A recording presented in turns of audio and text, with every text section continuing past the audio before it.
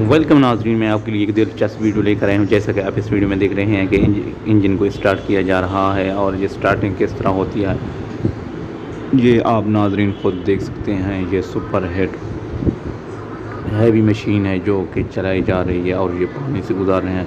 लोग भी इस मशीन को देख रहे हैं। आप ये बताएं कि ये क्या चक्की में डाल रहा है और ये चक्की किस तरह चल रही है। हम आपके लिए इस तरह की बेहतरीन और दिलचस्प वीडियो लेकर आते हैं नाजरीन।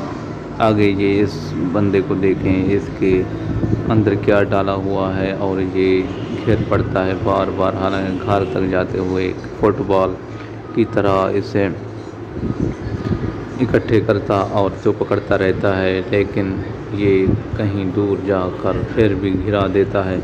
नाज़रीन, ऐसी दिलचस्प वीडियो सिर्फ मेरे YouTube चैनल चाहत का इस पर ही दे सकते हैं। आप इस वीडियो को स्कैन के लिए स्किप ना करें।